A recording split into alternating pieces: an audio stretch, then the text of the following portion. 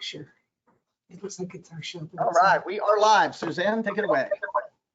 Hi, this is Suzanne Brooks. I'm Director of Meetings and Conventions for the Ohio Dental Association, and really appreciate you being with us today. The ODA takes your partnership in our meeting extremely important. We always say that there are three important factors of our annual session: our governance stand, our continuing education, but our exhibit hall is where we shine. And we do that because of you all. So thank you so much. Jefferson mentioned in his pre-introduction how the ODA is invested in educating you all and helping you succeed. One of the ways we do that is through our Exhibitor Success Center. It's on our website. You have access to it 24 hours a day, 7 days a week, 365 days a year. There are resources there for you. Your feedback is very important. Your input is very important. We really want you to shine. And I know that our members who are going to be attending our show in September are anxious to be back with you, anxious to see you, and want you to succeed as well. So with that, it's my pleasure to introduce one of our important partners for our meeting. I think we've got a relationship now exceeding 10 years with Jefferson Davis and Competitive Edge. So Jefferson, thank you again for all that you do for us, all that you do for our exhibitors, and for taking the time to be with us today. You bet, Suzanne. Thank you and Amy and really the entire ODA team for caring enough about your exhibitors to not just run them concrete and hope it works out for them, but to continually provide them with ongoing exhibitor training. We all know, all of you listening today with me know that exhibiting is a really big investment of both time and money. And I want to make sure that every dollar and every hour that your company invests in trade shows does two things. I want to make sure that it directly supports your company's core business objectives, and I want to make sure that it delivers measurable financial value beyond cost. And that's really what I've been up to for the last, hard to believe, 32 years. I got in this business in 1991. I've always been a very results-focused person. I've never viewed a trade show as a place to show up, fly the company flag, hand out some tchotchkes or some samples, scan some badges, and go home. I've always viewed it as a place where I had to make every dollar do the work of 10. So whether you're in a 10 by 10 booth or whether you're in a 40 by 40 booth, whether you sell a physical product or whether you sell a service, the ideas, the tools, the planning exercises, the content on the Exhibitor Success and ROI Center can help you take your exhibiting game to the next level. So make sure that you visit, bookmark it, share it with your team.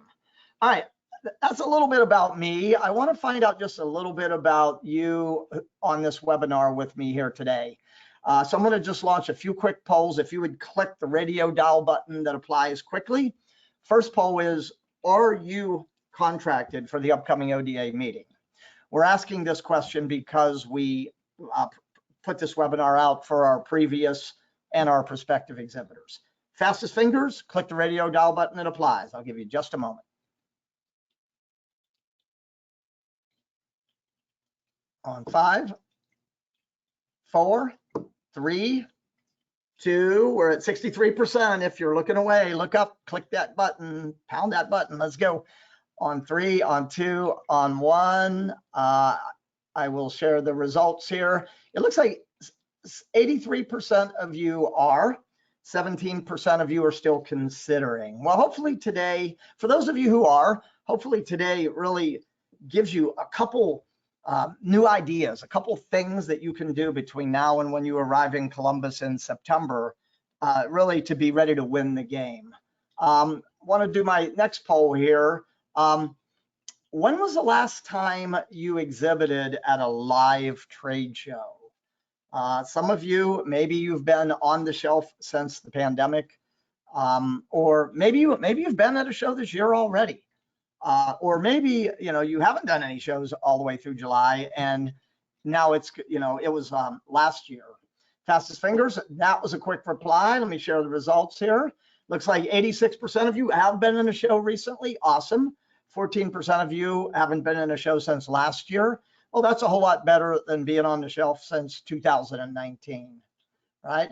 And then my final poll here, and then we'll get rolling here. Since we're talking today about really rebounding and growing your business by effectively exhibiting, I would like to just get a quick feedback. How did the pandemic impact your business? Was it down, because it was hard to get into dental practices, not only as a salesperson, a marketer, but even as a patient, right? It was very hard to get in. So maybe it was down. Maybe your business even keel. And if it was, congratulations to you for being able to hold water. And maybe it was up. And wow, if your business was up, if you would be so kind during the webinar to go into your chat and just type in, why do you feel, if you were able to grow your business during the pandemic in the dental industry, how did you do that? What was the key thing that helped you do that? Let me share the results. Here we go. 57% of you, your business was down, right? 29% of you kind of held water, and 14% of you were up. 14% who said you were up. Again, if you could share in a word or two, we were able to keep our business up because. I'd love to hear how you did that. If you'd go to your question or even your chat and type that in. All right, so 57% of you are here because it was down, and 29% of you are here because it was kind of flat. You're in the right place. So let's get this rolling. We got much to cover. So let's talk growing your business, right? Now, when you think about growing your business, there are really only 3 ways to grow your business. You can get more customers, right? Try to get more accounts, more customers. You can increase the average sale amount, or you can increase the number of times that a customer buys from you over a month, a quarter, or a year. Okay, and really, if you think about it, this is it. These are the 3 ways to grow your business, right? So what we find is that most people, most businesses, when they think about business growth, they tend to focus on one of these areas. They'll say, well, we're going to use trade shows this year to try to get more accounts, more customers, right? So if you focus on one of these areas, if you're able to grow it, your growth will be incremental, meaning, it might go up by 3%, 5%, 10%. But if you make small progress in all 3 of these areas, right? If you set small goals to move all 3 of these needles, the growth can be exponential. So we're talking about the difference here between incremental versus exponential. And trade shows, when you do them properly, really give you the opportunity to impact all 3 of these areas. So that's what I want you thinking about. How can I use the Ohio Dental Association meeting to get more customers, to increase my average sale amount, and to increase the number of times dental professionals are buying from me on a monthly, quarterly, or annually basis? Let me show you what this looks like in action. This strategy is called optimization. Okay, so here's the example. Let's say right now that your business serves 500 customers a year. And let's say that the average sale amount is $3,800, right? And let's say that you average 1.1 transaction per customer. So what that really means is that 10% of your customers are doing 2 transactions. Okay, so that would put you in, top line sales a little over $2 million, right? Now, if you were going to use the strategy of growing revenue and you said, hey, I want to grow my revenue by 10% in 2022, then your revenue at the end of the year would be 2.299 million, right? Now, let me show you what I mean by optimization here, okay? So let's say that you set a target to grow it by 10%, right? But you attacked all 3 of these areas. You're going to try to get 50 new accounts, new customers, you're going to increase your average sale from 3,800 to 4,180, and you're going to try to get 20% of your customers to do a second transaction with you over the course of the year, right? 10% growth. Now, if you accomplish this, your sales would grow to $2.78 million. That is a 600 and round number, $92,000 increase. That is 33% growth. Do you see what I mean by the difference between incremental, right, and exponential? By small improvement in these three areas, you can blow your sales volume off the roof. Okay. Now, 20%, if you want to play in that game, boy, it gets explosive over there. Now I'm going to get 100 new customers. I'm going to increase my average sale to 4,560. I'm going to get 3 out of 10 customers to do at least 2 transactions a year with me. Look what happens here. Now my business grows to $3.6 million. That is a $1.5 million increase, and that is a 73% growth. That is the power of optimization. So what's the big takeaway here? The big takeaway is, yes, let's rebound, let's reclaim, let's grow your business. Let's use the ODA meeting and whatever other meetings you do to do that. But let's focus not just on this 10% growth, but let's get inside the numbers and let's focus on optimization. Let's try to move the needle in all 3 of these areas. Because if you do that, as you can see, the growth is exponential. A 20% growth target across the board turns into 73% growth in top line revenue. You excited about that? I am. I was fortunate to learn that strategy years ago. And leading up to the pandemic, I set very specific goals to move the needle in all 3 of these areas. And I had 7 consecutive years of best yets, meaning that year topped the previous year. 7 in a row, all the way up to the pandemic, right? Now, you can imagine me living in the trade show industry, I certainly took a hit, right? But I'm climbing my way back out by applying the exact same strategy. So I hope you enjoyed this part of the session. Let's keep rolling here. So reconnecting face-to-face, dental professionals, what we know about the dental marketplace is that they really value relationships with their suppliers, right? They don't really want transactional type relationships. And they're using trade shows like the ODA meeting to find, build, expand, and maintain relationships. And we know that face-to-face contact for all of us, it's critical in acquisition, it's critical in retention, it's critical in growth.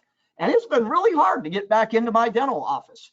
Hey, 2 weeks ago, I was having a cleaning, and as I was checking out of the dental office, a sales rep called and said, hey, and it sounded like they wanted to do a lunch and learn in the office. And the lady at the desk said, sorry, we are not doing lunch and learns, right? So it's been harder to get back in the dental offices, right? And that's what makes trade shows so valuable, so important right now, right? And many people, and that includes a lot of dental professionals, have not been at a live trade show in maybe since 2019. And this one really gets me pumped. This pandemic, we thought it was 14 days to flatten the curve, turned out to be what, 2 years, right? We got supply chain issues, we got inflation. Your customers are facing new and pressing business challenges. And what this means for you as a marketer is opportunity. And I can't think of a better place to meet with people and talk business and talk about problems and talk about solutions than the Ohio Dental Association, the annual session. And another thing that's been happening is maybe in your company and definitely in the practice, I just changed practices because all of the hygienists that I was going to for years, they all left, Now, and in fact, my dentist sold the practice and the new regime came in. I had one experience with them and it didn't go well and I left. But this high turnover creates opportunity for you, but it also creates challenges for you in terms of circling the wagons around your accounts, right? Because whenever there's a staff change or maybe a new dentist becomes a partner or they sell the practice, right? This opens the door for competitive entry. So these are all things that we want to be thinking about as dental marketers in today's marketplace. Now, trade shows for me, I'm not going to hit all this stuff on here, but I'm going to tell you a couple of big ones here. Number 3, right? The customer's coming to you with a relatively open mind in your well-equipped brand space, right? There's a high engagement opportunity. This gives you the ability to shorten the length of your sales cycles. And these last 2 numbers, this is according to a CEIR, Center for Exhibition Industry Research report, that 1 out of 4 visitors to a booth convert to a lead, and that 2 out of 10 leads convert to sales. Keep those in your hip pocket, because I'm going to show you a formula in a moment where you'll be able to apply those last 2 numbers. So let's get into that and let's keep rolling here, okay? Some of you, maybe, business has been down, right? You're even or you've lost revenue, and cost justification is becoming like a really big issue. So I want to have you think about, what do you need right now? What does your business need most? If you're like most, you need what? Contacts, you need prospects, you need proposals, you need sales, you need money in the bank, right? Face-to-face contact. The power of trade shows, the magic power of trade shows brings that. So what I'm going to do right now is, rather than walk you through these 6 points, let's do these together. I want you to grab a pen and a calculator right now. I'm going to walk you through a mathematical formula that you can use to predict and generate return on investment from your program. And by the way, this is the same stuff that I do with my clients. Years ago, back in the early 90s, I worked with one of the companies that developed the intraoral cameras. And we were doing trade shows all over America. And we were writing orders for intraoral cameras on the show floor. When I met them, they were averaging maybe $100,000, $200,000 per show in written orders. By the time we were done working together, 19 months, we were writing $1.5, $1.8, $2.4 million. Over my run working with that company, we were able to trace $18 million in sales back to our trade show program, because we started exhibiting by the numbers, the things we're talking about here today. So let's go. Grab your pen. It's time for you to get inside your numbers so you can have goals and plan how to achieve them. Okay, so let's talk budget here. The budgeting rule of thumb for a trade show, this is a generally accepted practice, is to take the cost of your floor space, which in ODA is one of the greatest deals in town, $1,270. As a frame of reference, the average B2B trade show costs $3,400 for a 10 by 10. So I think ODA is one of the best deals in the United States, honestly. But I'm going to multiply that number times 5. So in this example, my investment or my budget is going to be $6,350, right? Now, the first thing I want to look at is, how many exhibiting hours do I have? Now, I want to win the show from my exhibit. I certainly can work the golden hours in the morning, before the exhibit opens, and I certainly can work the entertaining hours in the evening. But it gets muddy and complicated to try to fold those into this type of formula. I want you to win the game from your exhibit, and anything that you get in the golden hours or the entertaining hours is the icing on the cake, right? So we got 18 hours. That's called our window of opportunity, right? Now, big question for you, each of you. How many of your staff are going to stand in that booth on average for the purpose of talking to dental professionals over those 18 hours? What is your full-time staffing equivalent? The staffing rule of thumb, as you can see, is 50 square feet per staffer. So if you're in a 10 by 10 booth, you got the space for 2, maybe 3. And notice the big emphasis on maybe. Don't overstaff your booth. Don't try to jam like 4 of your staff into a 10 by 10 booth. You know what you're going to do? You're going to stand around and talk to each other for the show. right? Because there's no space for the hygienists and the dentists and the assistants and the office managers to come in, right?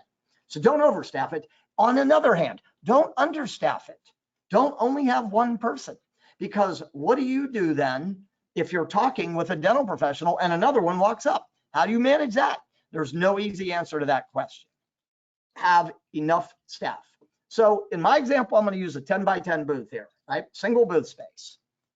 Write down your number. Now, what is your total show budget right now? Write it down. And how many booth staff are going to be in your booth on average for those 10 hours? Now, listen very carefully to this. I want you to set a clear target interactions per hour per staffer. What do I mean by an interaction? I mean that a dental professional walks up to your booth and you talk to them, right? So 3 interactions per hour. That means 20 minutes, right? To find, engage, qualify, present, and talk about next. 4, 15 minutes per interaction. 5, 12 minutes per interaction to find, engage, qualify, present. I want you to pick one of these numbers, 3, 4, or 5, whatever feels comfortable for you, right? 3, 4, or 5. Now, I want you to multiply the number of staff hours by the number of staff full-time in your booth, by the target number of interactions, and I will submit to you right now that this is possibly the most important number you will ever understand about exhibiting. You know, we said earlier, trade shows are about what? Face-to-face contact. In this example, you have the capacity for 108 face-to-face, one-to-one interactions in your exhibit. Now, some of you look at the number and you say, hey, I don't like that number. Well, how do you increase it? Can you change the number of hours in the show? No, they're fixed. You could add the golden hours and the entertaining hours, right? Can you change the number of booth staff? Maybe. Don't overstaff it. Can you change the number of interactions per hour per staffer? Definitely. How? Pre-show marketing to get in the mind on the agenda before they hit the show floor, a well-designed booth that grabs attention and lets people know exactly what you do and why they should care, and a well-trained booth staff. So yes, you could, but if you have not used this formula before, I want you to start in this 3 to 5 range. So for you to win the game, right, all you need to do is attract and interact with 108 of the right dental professionals. So that raises a question, right? Who are the right people for you? Okay. Now, those of you that have lost revenue and are maybe looking at the spend and are concerned about how do we cost justify this, I want you to divide your total number of interactions into your exhibiting investment. You will have a metric we call cost per interaction, CPI. In this example, it is $59. Now, look at the red. The average cost of a field sales call to put a salesperson in front of a prospective customer is $1,114. Are you seeing what I'm seeing here? Better yet, does your boss see what we're talking about here, right? You're putting your company identity, your products, your staff face-to-face with a dental professional in this example for $59. What are you really doing for your company here? Think about it. What are you really doing? You're saving them money. You're cutting the cost of what? Generating a face-to-face interaction. Now, let's talk return on investment, okay? So the first thing that you've got to get a handle on, and talk to your CFO or your accounting department and ask them this question. What is the average sale amount for our company, right? Over the course of the year, we do a certain number of transactions, we do a certain number of revenue. What is the average sale amount? If you have a one and done sale, meaning you sell them something and there's nothing else for them to buy and you have to go find another customer, use your average sale amount. On the other hand, if you have a repeat sale, a consumable, they reorder monthly, quarterly, at that, halfway, biannually, annually. And then what is the lifetime value of a customer.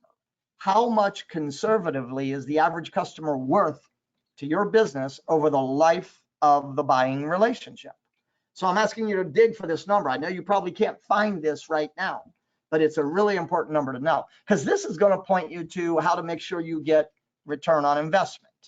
So in this example, if I'm investing $6,350 and I have an average sale amount of $2,500, for me to get a top line cash in the bank return on investment, I need to generate 2.5 either new customers or 2.5 sales orders over time, right? Over time. Another way to look at it is, out of 108 dental professionals I interact with, I only need to convert 2.3% of those to a customer or an order. Now, what are the odds, right? You got to ask yourself here, seriously, what are the odds that if you put your products in front of, this many dental professionals, that over time that you can generate 2.5 sales or 2.5 new customers? I would call this easy peasy. I would call this, actually, I would argue if you can't convert 2 out of 108 interactions, you should take a real hard look at what you're marketing, how you're marketing it, and who you're marketing it to, because that is a very, very low conversion rate. Now, if you want to start playing with the ROI, take the 1 out of 4 interactions convert to a lead. That would put you at 26 interactions, and 20% of leads convert to a sale. So that would be, let me run the number on that. 26 times 0.2 would be 5.2. So the numbers tell me that I can and should be able to easily get a cash return on investment over time. For some of you, maybe it's at closing time at the show. For others, it might be over time, right? Maybe you have a larger sale amount, a complex sale. It takes 3, 4, 5 touch points to convert, whatever. So this is the same formula I've been using for years. I've been able to trace combined over $800 million in sales results from trade shows as a result of applying this formula. I hope you'll use this formula. Key phrase, write this down. The numbers tell the story. The numbers tell the story. All right, let me get rolling. Now, some of you, maybe you're exhibiting not because you can actually write orders, and you still need a way, how do we cost justify when we're not writing orders at the event? Well, you could use your cost per interaction. I just showed you how to do that, right? You could use, how many customer meetings did you have at the show? How many prospect meetings? What was your cost per customer and or prospect meeting? You could compare that to the cost of meeting outside a trade show.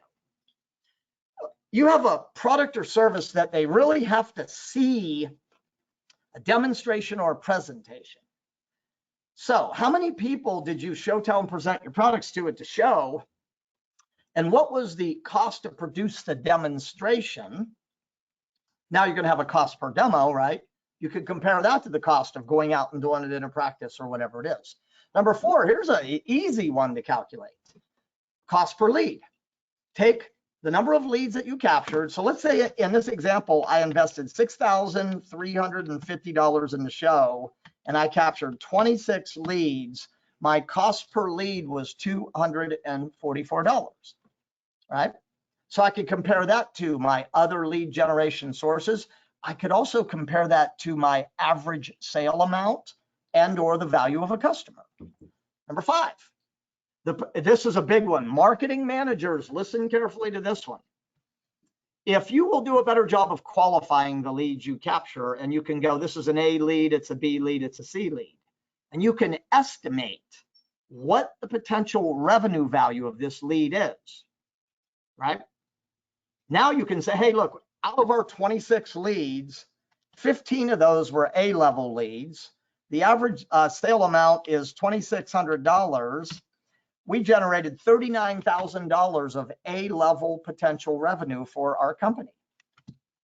My investment was $6,350. That is a big time return on investment. That is a 600% soft dollar return on investment. Okay. Now, I know I'm throwing a lot at you quickly here. We are going to recording this session. Pause for a moment. You got a question, go to your question tab, type it in right now. Okay. And if you end up logging off a few minutes early, or if I go a few minutes over, please be sure to complete the survey. I'm going to look in the question queue at the end and keep us rolling. Okay. Now, so we set some goals and we talked about some ways on, how much traffic you need, how many to convert to a lead, how many to convert to a sale. How are we going to get there, right? Well, now we got to do some planning here. So what are your company's goals in the marketing, sales, and customer relationship management areas for the rest of this year and next year? And what are your reasons for exhibiting? See, you want to make sure that the reasons why you're exhibiting are supporting your company's goals. And here's the CEIR research on the top reasons why companies exhibit in terms of the order of importance. This gives you a nice little laundry list, to set your exhibiting goals. Look at all the stuff you can get done by exhibiting at a show. But here's the thing, right? Reasons are not enough. You got to have goals, right? If you told me, well, I'm exhibiting to identify new sales leads, that's a reason. It's not a goal. A goal would say, we will capture at least 26 qualified new sales leads by closing time. That's a goal, right? So then the major question that you want to ask yourself as you look at, the show is when the doors close, right? 90, 180 days, 3 months, 6 months after the show. How will we know we succeeded in the area of marketing, sales, and customer relationship management, right? And then I'm going to set up my metrics, right? I got to have metrics. The numbers are usually the metrics. How many of our customers were at the show? How many of them did we interact with? What new opportunities did we create? What was our lead goal? How many did we capture, right? Your metrics. And then you got to make sure that you know where to capture the data so you can actually measure the metric. And it's going to take a written action plan where you sit down and you write this out. I have a lead goal. I have a customer relationship management goal. I have a sales goal 6 months after closing time, right? And I have a marketing goal. And I'm going to make a simple written action plan. How am I going to do that? Reverse engineer the outcome. And I'm going to make sure that everybody on my exhibiting team knows the goals. They know what their roles are. We've got checkpoints, pre, at, and post. And I'm going to give my team ownership, right, for part of these goals. And that is the process of exhibiting by objectives. Only 1 out of 4 exhibitors set clearly defined exhibiting goals and develop written action plans for accomplishment. You want to throw your company in the top 25% at any show you do? I just gave you the roadmap. That's how you do it. Okay, let's talk about pre-marketing. Okay, I'm getting close on time, so I need to crank it up here. I want to hit some high points. The biggest trend we're seeing in the wake of the pandemic is that attendees are waiting closer to showtime to register. We're also seeing that in some cases they're sending fewer people, but the people that are coming have an agenda, have a real purpose for being there, right? They're more important. They pre-plan their agenda. The average attendee doesn't stop at 50, 60, 70 booths. The average attendee only stops at about 26.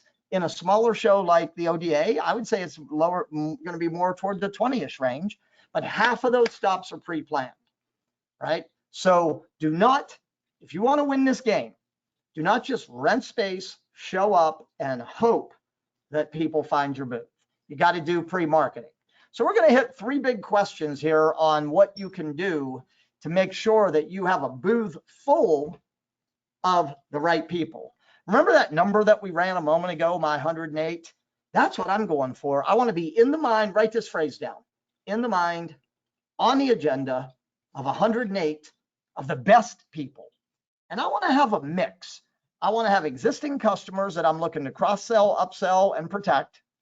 I want to have prospects that are in the sales pipeline already, and I want potential new opportunities.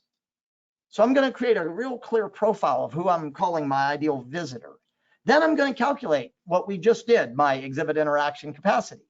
Then ODA is going to do everything they can do to get the dental professionals to Columbus, into the convention center, and into the exhibit hall.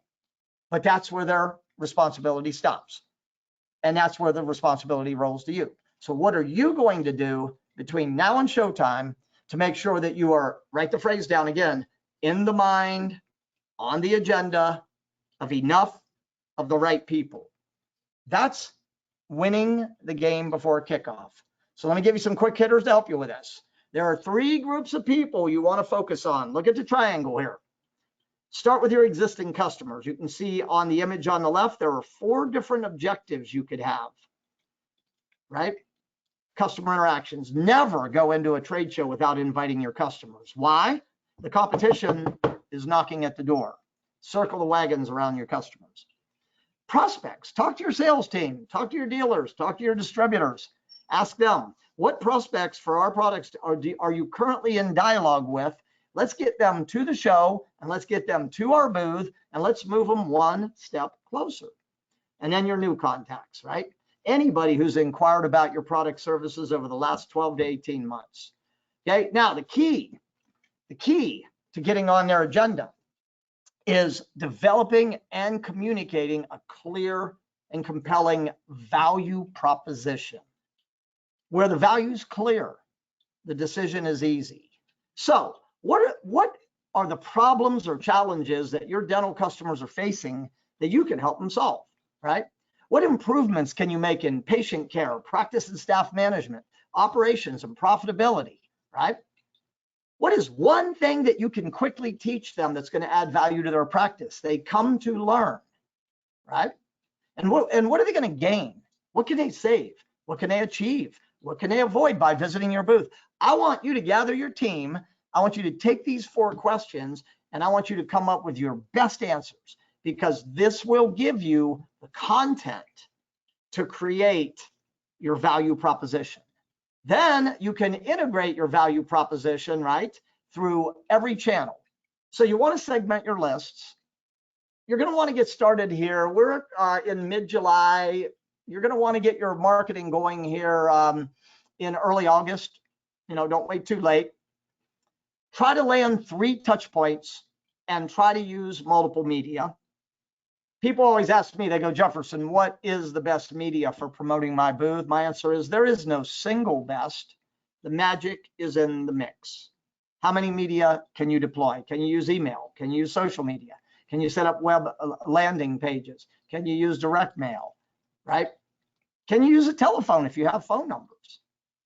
Again, make sure you give these people, give us 5 minutes at the ODA annual session. You'll see, you'll do, you'll learn, and you'll get. Okay? That's the key right there. I just gave you the key to the value prop, right? Now, here's another little pro tip that most exhibitors haven't thought about. Take a look at the roster of educational sessions that are on the ODA website. Ask yourself, which of these sessions relate to our products or services? Meaning that if a dental professional went to this session, it would stimulate their mind on an opportunity or a problem that we could help them solve. Promote that session. Mention, hey, going to the show, check out this session.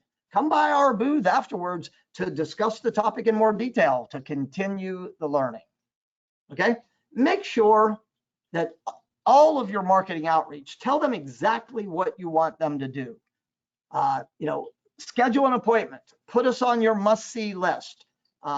Bring this to booth number 2484, right? If you want to increase the response to your marketing, put some form of a reward for responding. Hey, drop by our booth to pick up this or that, or enter this or that contest or whatever. And when you're, when you're hunting for larger accounts and maybe dentists directly, consider trying to get on their calendar through an appointment. And if you're not familiar with this incredible tool called Calendly, I would go Google it right after this session. It takes the back and forth out of scheduling. You can set up an absolute scheduling process for each of your booth staffers have 15-minute windows of increment time available at the show, and see how many of those you can get booked before you even get to the meeting. Okay, social media, right? Communicate a problem. Look, unsafe working conditions, but communicate your brand. Hey, maybe you have some research. Man, they really want to know what the trends are. What are other dental professionals grappling with? Landing pages, one of my favorite, most under-optimized tool. It's cheap to set these things up. A show-specific landing page. This is a great example. Look, connect with us at, click here, learn more. Check out all the call to actions, learn more, request a demo, engage with us, right? Not too long, right? See us in action, pre-schedule a demo, attend this educational session, come to a group demo we're holding, right? Landing page is very powerful. Okay, so I'm going to bring Amy on for a moment, and then we're going to wind down. I know I'm hitting you with a lot here. It was only 45 minutes, but remember, you got the workbook. We've recorded this. Now, Amy, tell us just about. We're talking about marketing. We're talking about driving booth traffic. What do you want ODA exhibitors to know about ODA opportunities? Thanks, Jefferson. So just real quickly, a review of what things that we offer, the opportunities that we have available to help you market your participation in our show in the months leading up to the meeting. I won't read everything one by one, but some of the opportunities include a pre-show mailing list. It's a direct mail list. Advertisements, both electronic and print, either in our newsletter or on our online floor plan. You can enhance your listing on the online floor plan so you come up first in search results and your company information is bolded and featured more prominently on there. And you can also submit your show specials. So this is just a basic text list, but we make it available on our website for customers to print, and then it features in the mobile app as well. So when they're walking on the show floor and they've got the app in their hand, they can check out which booths they want to visit by looking at the show specials and the floor plan map, and of course the company directory. On site, you can also enhance your visibility by sponsoring events with us, which include Hops and Shops is a new event that we're having in the exhibit hall Friday evening, where we're featuring kegs of beer. It's Ohio craft beers at various stations throughout the exhibit hall. And we're encouraging exhibitors to add to the event by having snacks or drink stations at their booth as well, just to create some more fun and excitement during that event. And then on Saturday morning, we have a coffee and donuts event, basically from 9 to 11. And that's just a great way to close out the weekend. But if you have any questions about any of this information, of course, I can always be reached at the email below. And more information, better descriptions are available on our website too. So if you're a current exhibitor and you haven't gotten that link yet, please drop me a line and I'll send you the link to that website. Well, thank you, Amy. You've got quite a little list here of things. You know, when I look at that, you know, I'm a small exhibitor. I would say upgrading my company profile to a featured listing is, boy, that would be a no-brainer for me.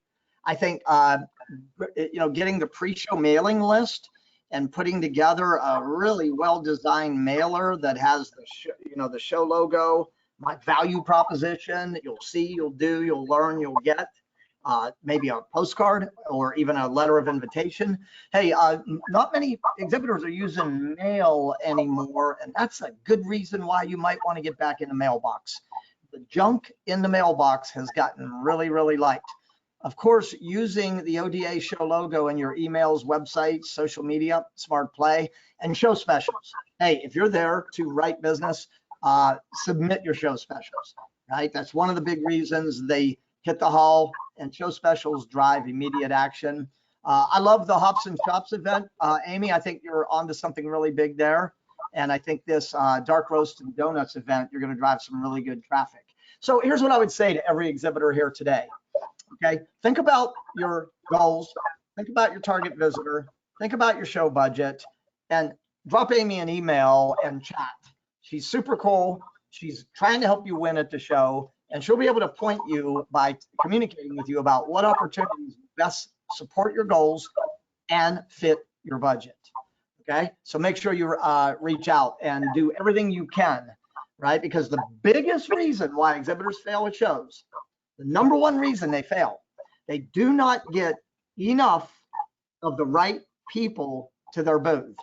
And what's behind that often is that they do not do much, if any, pre and at show marketing beyond just setting up their booth. So if you want to win the game, right, pre-marketing is a must. All right, so let's wind down here. We've run a few minutes over. I'll have you out of here in 5 minutes or less. Remember the Exhibitor Success Center. Now I'm going to give you a countdown here, July, August, September, right? So here we are in July. Right now, we're sitting here today on July, 19th. So what should you be focusing on right now? Defining your outcomes, planning your strategy, how you're going to do that, making sure you've got a valuable visitor experience, and keeping control of your costs. So there are downloadable tools. There are on-demand webinars, right? And there are articles. I would encourage them, by the way, this is in your workbook, and I would encourage you to carve out some time. See, today was just a beginning, really. In 45 minutes, I'm getting you focused. I'm giving you some takeaways, but I want to guide you on the map, the path. So this is what I want you to focus on over these next 2 weeks in July here. Read the articles, watch these webinars, download these tools, right? In August, I want you focused, really ramping up your pre-expo marketing, and I want you to make sure you're getting your staff ready to execute. So we've got to download, identify, and attract, and the on-demand webinars, which takes a really deep dive in driving traffic. And we have Secrets of the Aisles up there, which is a exhibit staff training free webinar. It's on the site. And we've got some really good articles that will take a deep dive in everything that I couldn't deep dive with you today, right? And then in September, those last few weeks before you get out there, securing your visits from your VIPs, lead management, measurement, and making sure that you have executed everything that you have planned up till now, okay? So this is a lot, right? To really win at exhibiting, it takes thorough planning, it takes smart execution, right? And it doesn't just seem to fall out of the sky anymore. The days of renting a space and just showing up and setting up your booth and having this massive success, it's been hard to do that for a long time. But I will close with this. You can win, and you can win big at the ODA annual session and the expo, and for that matter, every show you do, if you're willing to put in the work, right? It's not what you heard here today that's going to make the difference. It's going to come down to what you do that makes the difference. So with that, I'm going to take a look in the question queue, and while I do, Amy, Suzanne, if there are any additional thoughts or comments you'd like to share while I take a peek. We just really appreciate you again being here with us, Jefferson, and do really thank all of you exhibitors for participating and knowing that we do want to engage with you all year long. Obviously, we're now into, I think it's 55 days, 57 days before our show, so we really are counting down. But know that we're here, and we're here to work with you and help you all year long. Amy talked about some of the great things that you can still participate in our program, and know that we've already done some things that are really exciting, like our ODA talks within the exhibit hall, where we gave all of our exhibitors an opportunity to submit talks that they can give on our floor on the floor during the show on the exhibit floor. And we've already selected those folks to participate. But those are other great opportunities that we do, that and some of our roundtables that we have available all year long to stay engaged with us and stay involved. So again, thank you for being here. Please offer suggestions and recommendations.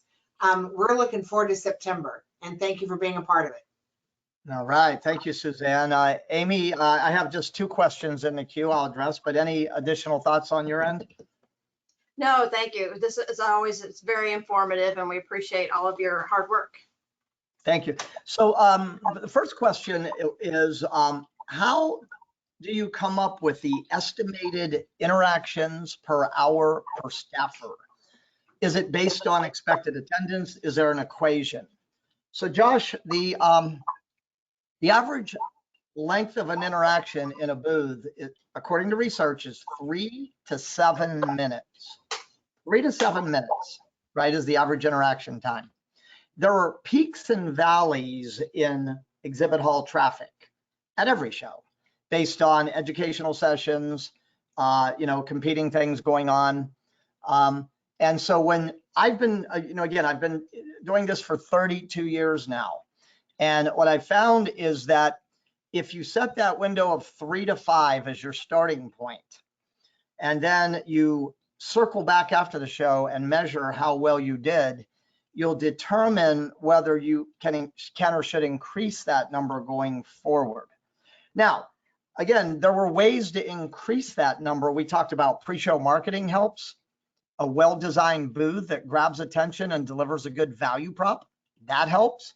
A well-trained booth staff who is standing, smiling, and engaging, that helps.